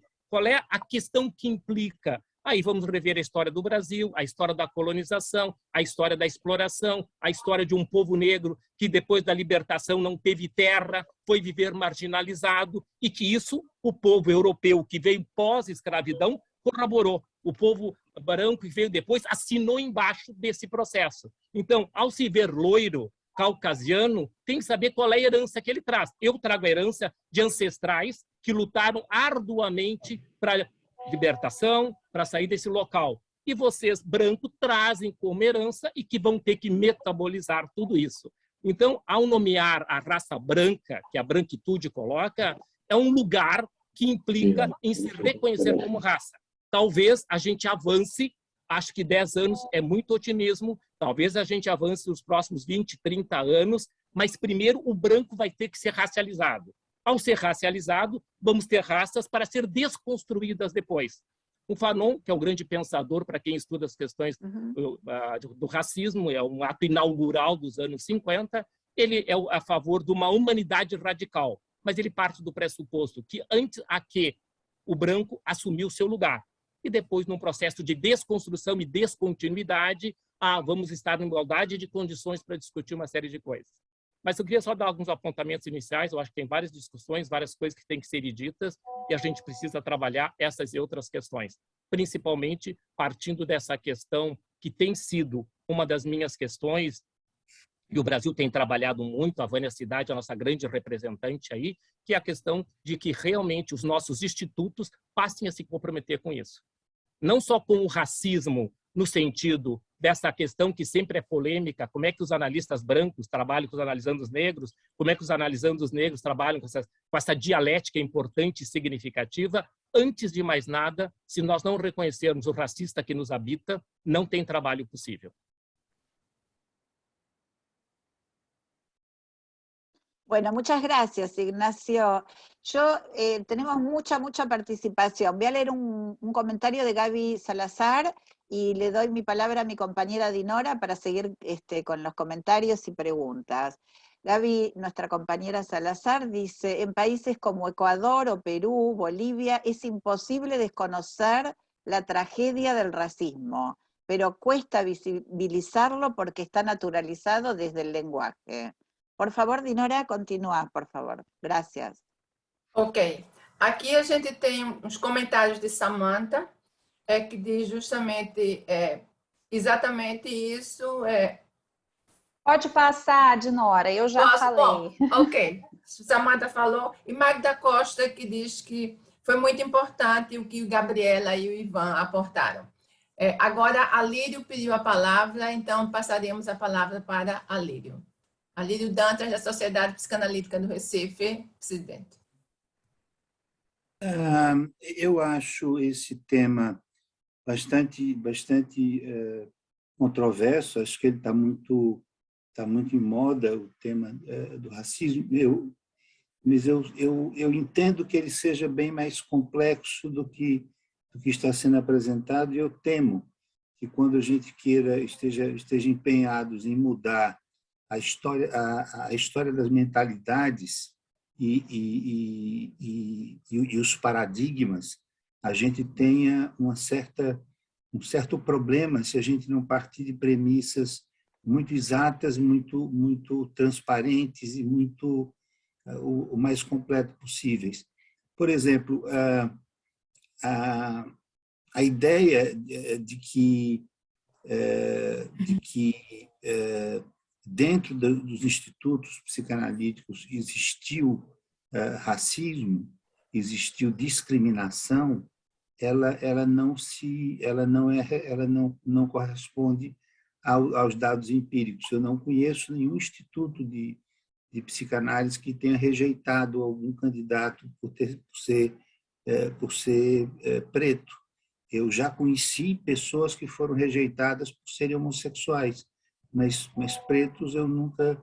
Me lembro até uma conversa com meu querido amigo Inácio, numa jornada preparatória para o Congresso de Línguas Portuguesas que houve em Recife, exatamente sobre a escravidão, e nós conversávamos depois no hall do hotel, e eu informei a ele, porque ele não sabia, de 2 analistas negros que tinham havido no Rio de Janeiro. A doutora Maria Manhães, que foi a primeira analista de criança do Rio de Janeiro, e o doutor Wilson Simplício, que também foi analista daquela sociedade.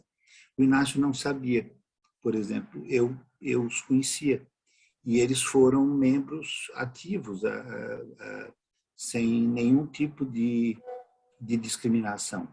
Não estou dizendo com isso que não haja racismo no Brasil. Eu estudei com René Ribeiro, e que foi quem demonstrou isso empiricamente. O racismo no Brasil existe. Existe o racismo de cor no Brasil, claramente. Agora, dentro das instituições psicanalíticas, eu acho que até agora não ficou exatamente provado. Também eu acredito que essa mistura da teoria psicanalítica, de uma psicanálise nova, de uma maneira de ver, que o analista da branquitude eu acho muito complicada, porque ela é uma visão que parte de um convite ao antagonismo. Eu, por exemplo, sou filho de gente humilde do interior, minha avó não sabia ler nem escrever e trabalhava na enxada, e eu absolutamente nunca discriminei ninguém e me recuso a assumir qualquer dívida social que não tenha... Eu acho complicada essa linguagem, acho que Thurgood Marshall... Alirio, tenemos muchísimas preguntas, si Okay, podemos... ok, já ¿Ya está seguro? Eu posso, deixa eu concluir só. Thurgood Marshall, sí, que por foi favor. um grande advogado negro, fundador enfim, das ações do WNACP, da parte legal, enfim, ele dizia que ele tinha um enorme preconceito contra o movimento negro segregacionista, porque ele era integracionista. Eu acho que existem muitas correntes teóricas diferentes e nós estamos tomando apenas uma, que está na moda, que está nas redes sociais, que está... Isso não me parece simpático. Essa história de que eu sou, por ser branco, um representante de uma branquitude opresora, muito obrigado, mas eu paso sem... Muchas gracias, Alirio. Gracias. Bueno, acá tenemos muchas felicitaciones y comentarios de Oscar Elvira, nuestro compañero. Oscar, ¿querés hacer los comentarios vos? ¿Querés que los lea? Para yo te pediría si los podés leer, bueno. si no es muy extensos. No, para nada. Bueno, Oscar felicita a Ignacio Paín por la valiente ponencia sobre la discriminación de los negros, y nos dice que otro tanto ocurre con los pueblos imaginarios, aztecas, Originarios. Sí, perdón, fue mala mía. Originarios, aztecas, mapuches, incas, guaraníes, entre otros. Esto habla de nuestra experiencia colonizada que ahora podemos pensar. Y eso lo puedo relacionar eso con lo que había escrito antes sobre lo que decía Ricardo, sobre el tema del colonialismo, y también con lo que dice Bruno, ahora lo último. Sí. Si no existe un colonialismo, ¿no?, donde nosotros al principio tuvimos que aprender la lengua psicoanalítica porque venía desde la Magna Europa, pero ahora, hace más de 5 décadas o 6, que estamos produciendo los latinoamericanos muy buenas ideas y somos tratados o como negros o como segregados, somos como los pueblos originarios de Latinoamérica, y como recién decía Bruno, descubren que de pronto hay ideas muy buenas y que les llega tarde a los europeos o a los norteamericanos. Y tenemos que tener claro que hay una mentalidad que nosotros también nos vivimos como esclavos y tenemos que asumir nuestra propia libertad. Por ejemplo, y con esto termino, Isidoro Berenstein, recientemente ha muerto, produjo un concepto para mí central, la interferencia. Es decir, que más allá de la relación transferencial contra transferencial, hay algo que surge como nuevo. La interferencia para mí hoy es todo lo que se está debatiendo en esta jornada. Muchas gracias. Bueno, muchas gracias, Oscar. Le quisiera dar la palabra a Zoila Ortiz, que te doy la palabra. Gracias. Quisiera hacer algunos comentarios. Primero, agradecer el trabajo de Ignacio. Me parece que es de un gran valor y tiene una gran valentía proponer un tema que suscita, digamos, tantas emociones, ¿no? Y suscita tan muchas emociones creo que justamente porque en la experiencia latinoamericana esto es una experiencia común. En el caso de Colombia, claramente tenemos un país profundamente racista en el que somos muy políticamente correctos y esto se oculta mediante diferentes, digamos, estrategias. Y creo que eso se ve. Alguien mencionaba, por ejemplo, el término afrodescendiente. Yo creo que en el término mismo nos narra una historia. El término afrodescendiente se crea como una manera de rescatar, digamos, de sacar el término negro de una carga semántica a la que siempre se le ha asociado como lo despreciable, lo malo, lo esclavo, en fin, lo bulloso, lo escandaloso y por lo tanto con un cierto desprecio. Afrodescendiente, en el caso también del término moreno, en el caso del término de color, por ejemplo, que ya nos habla, creo que allí se expresa algo que a mi modo de ver tiene que ver con formas también de construcción de la subjetividad. Creo que construimos subjetividades desde una perspectiva etnocéntrica con mucha fuerza, tanta que no nos permite verlo. Alguien decía, creo que alguien de Argentina decía que en Argentina no vivían esto. Me llamó la atención porque en algún momento que estuve allá, creo que fue Oscar, alguien hablaba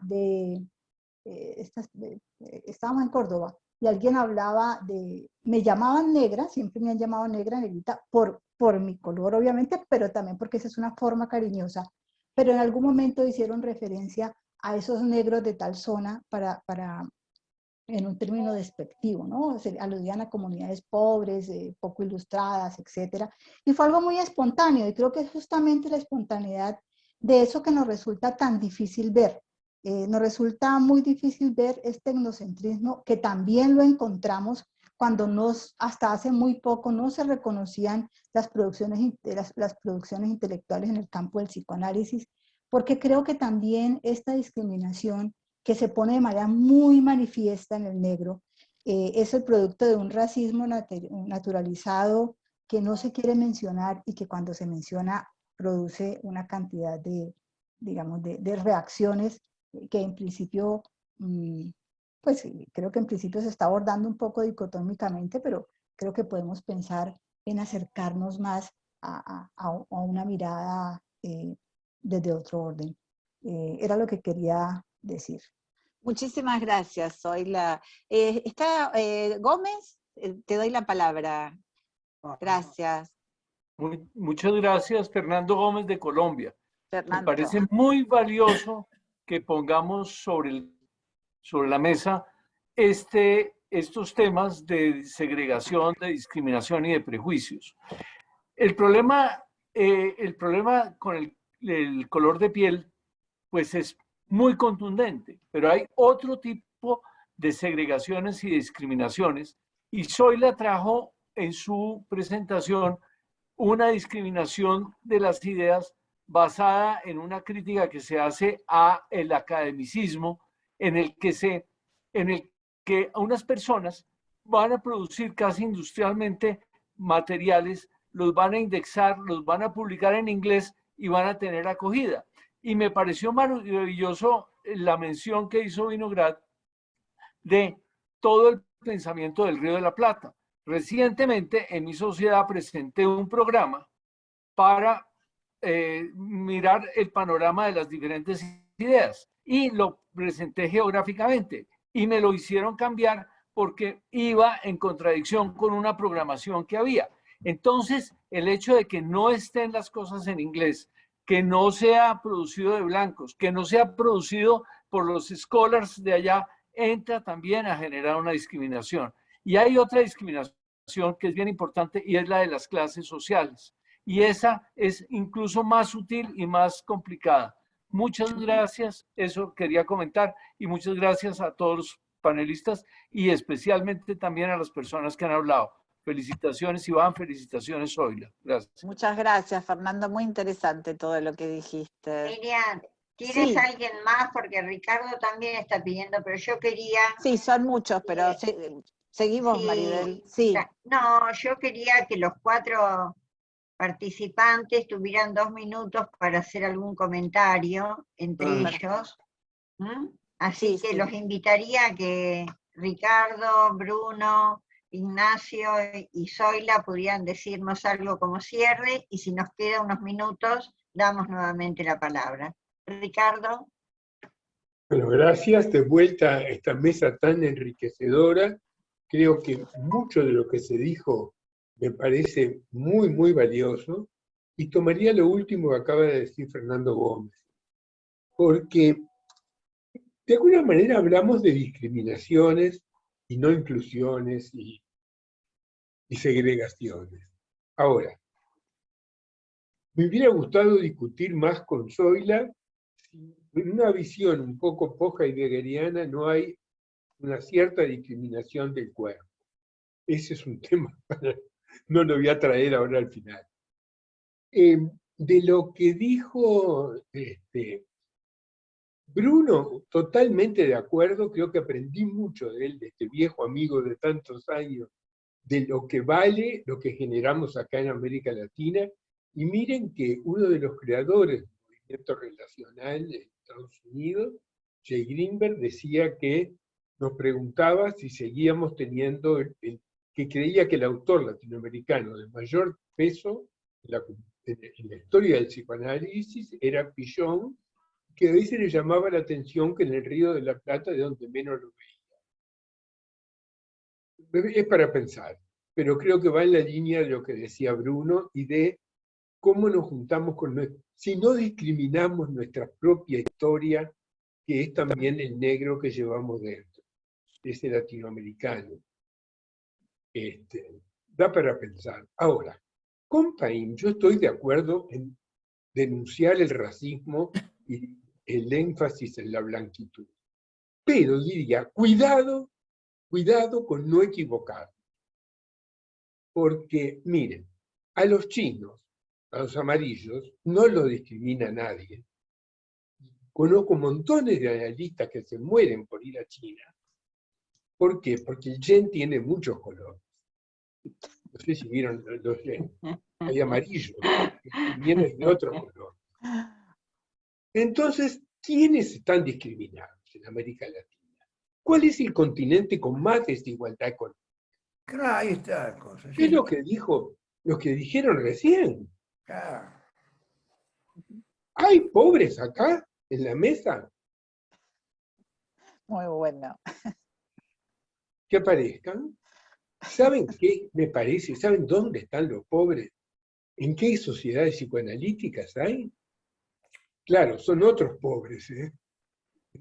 Puede parecer una mala comparación, pero hay pobres en los países en que el psicoanálisis con 4 sesiones está pagado por el Estado. Y hay. Noruega, en Alemania, miren el trabajo de investigación de Marianne Leusinger para que le sigan manteniendo el subsidio de 3 sesiones. Entonces, en los países que tienen investigación, que tienen un sistema de atención social, ahí hay pobres en las sociedades psicoanalíticas. Entonces yo creo que entre pobritud y negritud, creo que es más severa con la pobritud que con la negritud. Ahora, lo otro, ¿hubo pandemia? Sí, para las clases más acomodadas. Para las más pobres, y eso yo trabajé en Uruguay estos últimos años bastante, hubo sindemia. Sindemia quiere decir sinergia de epidemia. Porque el problema de la infección viral traía el problema de la falta de trabajo y traía a su vez el problema de la enfermedad, de mayores índices de enfermedad mental. Lo comprobamos, lo estudiamos. Hubo una catarata de epidemias. Y eso ocurría en los sectores pobres, que era sindemia, que fue un término que inventaron los ingleses, y no pandemia. Porque no era solo viral. Era viral complicada, por lo que traía la falta de atención médica de otras afecciones, la pobreza, la falta de trabajo y la enfermedad y mayor riesgo mental. Entonces, no confundamos. Denunciemos el racismo, denunciemos la supremacía blanca, pero denunciemos también la desigualdad económica. en nuestra sociedad. Nada más. Así es. Muchas gracias. Gracias. Le voy a dar la palabra a Bruno, porque ya Zoila e Ignacio van a hacer el cierre, porque ya comentaron. Bruno, a ver si nos escucha. Está muteado, Bruno. Bruno, ¿querés decir algo como cierre? Ahora nos escuchás. Sí, sí. A ver Bruno. si nos escucha. Bruno. Si querés decir... No escucha. No sé si nos escucha. Si no, le damos la palabra a Zoila, si quieres ir cerrando. Zoila, a ver. Bruno, ¿nos escuchás? Estás muteado, Bruno. Si querés comentar algo, no escucho. No. Está muteado, sí. A ver, Zoila, Bueno. si querés... Bueno, sí, agrego algo a la intervención de mi colega, lo último, en el sentido de que no sé si en Brasil pasa, tengo la idea de que sí, y es que la exclusión negra está también muy relacionada con la exclusión económica. O sea, las comunidades negras son, la mayoría de las veces tienen unos altísimos niveles de pobreza, entonces hay una doble exclusión. Claro, uno puede decir lo mismo de los indígenas, pero digamos es absolutamente palpable en los sectores negros. Donde hay incluso, en el caso de Colombia, estudios que demuestran qué tipo de estudios hacen los negros y por qué, en su mayoría licenciaturas, etc. No quiere decir que no haya negros que estudian medicina y que son exitosos y todo esto, no, o sea, no es porque si es como por la excepción, pues es más difícil pensar el asunto. Sobre lo que plantea Ricardo, creo además que hay una línea invisible, pero que une los 4 trabajos en términos de pensar las continuidades y las discontinuidades. Ricardo hace de alguna manera una reflexión sobre que nos pone en escena la filiación imaginaria que postula también una visión colonialista y en ese sentido una visión excluyente. Y también es una visión relacionada con lo racial, ¿no? A mí me impresiona cuando escucho, por ejemplo, un paciente que venía de Estados Unidos que hablaba de la raza latina, y lo he escuchado en la salsa, me encanta la salsa, pero cuando entendía el sentido de esto, me sorprendía porque es una categoría mal aplicada. En cuanto pues, de lo de Ignacio, creo que ya he hablado bastante sobre lo de Bruno. Creo que también mantenemos esa línea, ¿no? de reconocimiento, de reivindicar esta producción intelectual psicoanalítica latinoamericana y ese gran aporte que nos hace y que creo que coincide con lo que yo, digamos, planteo en términos de los procesos de subjetivación que también son para nosotros los psicoanalistas, ese aporte que ha complejizado el campo clínico y que nos habla de las teorías privadas de los psicoanalistas, donde también aparecen los elementos raciales. No nos podemos sustraer a que efectivamente nosotros también, si nos resulta muy difícil de pensar el asunto, porque el pez no ve el agua, pues no se da cuenta que el agua, y creo que esta es una metáfora para poder pensar esto. Decir lo que no puedo decir al principio por el pánico escénico, que es agradecerles que me hayan invitado a esta hermosa convocatoria, a Ricardo, a Oscar, a tantos colegas que han tenido a bien cursar esta invitación y por ahora nada más que decir. Bueno, no sé si ahora Bruno nos escucha y quiere decir algo, a ver si... Bruno, sí, ahí está. ¿Quieres decir algo? Nos gustaría que te despidas con algunas palabras. No nos escucha. Bueno, entonces nos queda la participación de cierre de Ignacio. ¿Quieres decir algo, Ignacio? Bom, assim, evidentemente é uma fala de agradecimento em todos os sentidos, né? Acho que cumprimos de forma produtiva a ideia de fazer trabalhar coisas normalmente não trabalhadas por nós. Né? Enquanto eu ouvia tanto o Bernardo, quanto a Zoila, quanto o Bruno, né, me vinha a palavra interseccionalidade, né? Então, as várias intersecções de coisas importantes e significativas. Acho que a Zoila foi porta-voz, né, quando ela fala de questões importantes, sexo, gênero e raça. Quando essas três coisas se intercruzam, nós vamos ter coisas extremamente importantes. Quem vai estar na base da pirâmide é a mulher negra, né? Nesse lugar, mulher negra e pobre é o auge da exploração em todos os sentidos que vocês possam imaginar. Ela está na base da pirâmide, juntando esses três grandes elementos. Elementos importantes, significativos, a Zoila disse, sim, a população negra, ela tem essa dupla face. Ela é negra, com toda a discriminação, e, evidentemente, ela está marginalizada, são os menores salários, vão ter 500 pesquisas. Existe uma questão extremamente interessante, né, que o Alírio falou. Como ser um país racista e os analistas não serem racistas? Nós estamos fora do país, né? Vamos perguntar que país estão os analistas que, nos seus consultórios, eles não são racistas e a vida toda ela, nós sofremos racismos institucionais.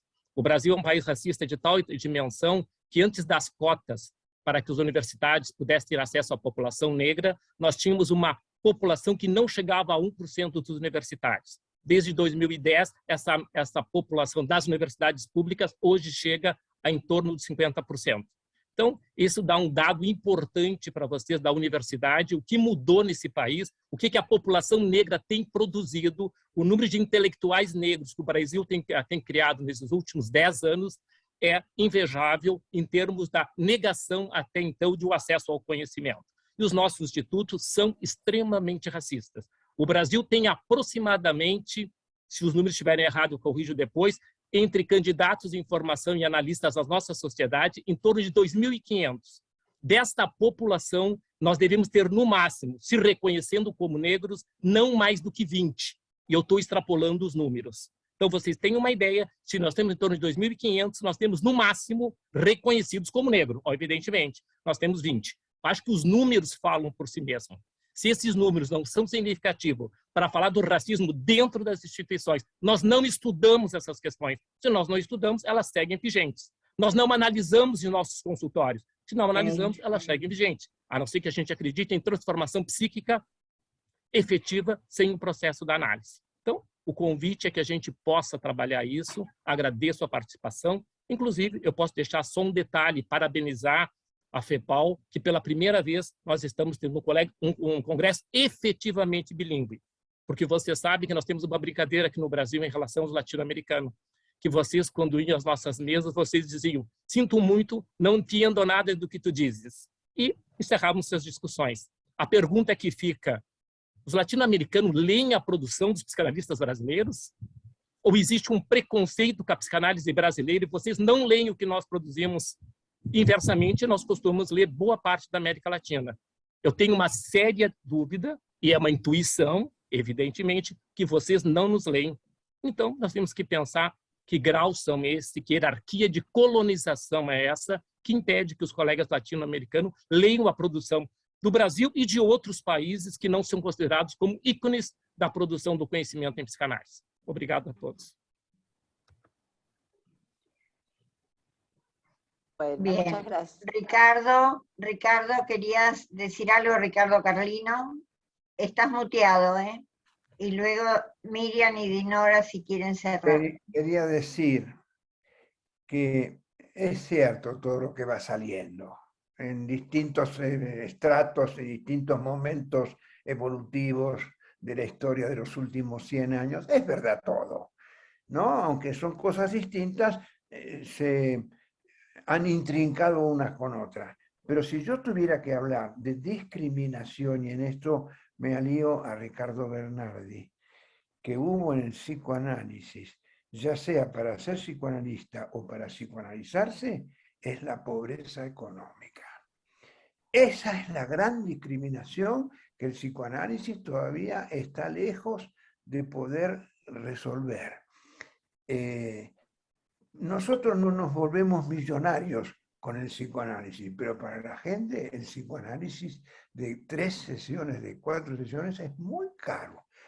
Yo no digo, hacer muchos movimientos económicos porque no soy economista, pero tenemos que empezar a pensar en los tratamientos de menos sesiones por semana, pensando que, y acá que está Bernardi, aprovecho incluso para que él me refute, porque él sabe mucho de esto, los procesos analíticos se dan solo en la relación entre el analista y el analizante, o se dan también en las 24 horas del día, los 7 días de la semana y los 30 días del mes. Tenemos que inventar un psicoanálisis para que en esa horita o en esa gran hora del encuentro analista-analizante quede la necesidad o las ganas de que el analizante se siga analizando sin el analista al lado.